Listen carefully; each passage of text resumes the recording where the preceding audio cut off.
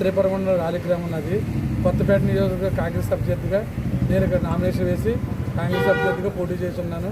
నేను ఉన్న పార్టీల కంటే ఇతర పార్టీల కంటే నేను అందరి మీద అభివృద్ధి చేస్తానని చెప్పి పత్రికాముఖంగా తెలియజేస్తున్నాను.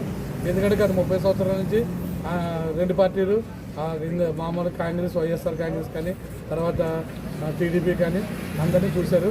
ఈసారి నన్ను బడుగు బలహీన వర్గాలు, ఎస్సీ ఎస్టీ బడుగు బలహీన వర్గాలు అందరూ నాకు సపోర్ట్ చేస్తారనే ఆశయంతో నేను ఇప్పుడు కాంగ్రెస్ పార్టీని ఆకర్షించిన కాంగ్రెస్ పార్టీలో కానీ కాంగ్రెస్ పార్టీ సభ్యులు తీసుకుని కాంగ్రెస్ పార్టీలో పోటీ చేస్తున్నాను.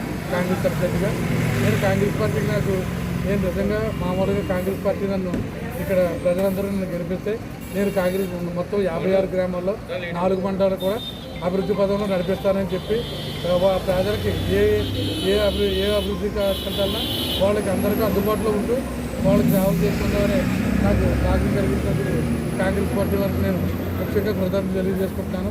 నేను కాంగ్రెస్ పార్టీకి ఆకర్షించి రాజశేఖర గారు పెట్టిన పథకాలను బట్టి నేను ఈ కాంగ్రెస్ పార్టీలో జాయిన్ అవ్వడం జరిగింది. అలాగే మా కాంగ్రెస్ పార్టీ కూడా 9 రకాలు మామూలుగా ప్రవేశపెట్టింది. ఆ 9 రకాల్లో కూడా మొదటి పథకం ఏంటంటే ప్రత్యేక హోదా, ఆంధ్రాకి 10 సంవత్సరాలు ప్రత్యేక హోదా ఇవ్వడం మాకు చాలా గర్వకారణంగా ఉంది. అలాగే మహాలక్ష్మి పథకం అని చెప్పి ప్రతి పేద మహిళకి ₹1,00,000 ఇస్తారు. అలాగే పిల్లలకి ఎల్కేజీ నుంచి పీజీ వరకు ఉచిత విద్య అందిస్తారు. అలాగే రైతు రుణమాఫీ చేస్తారు.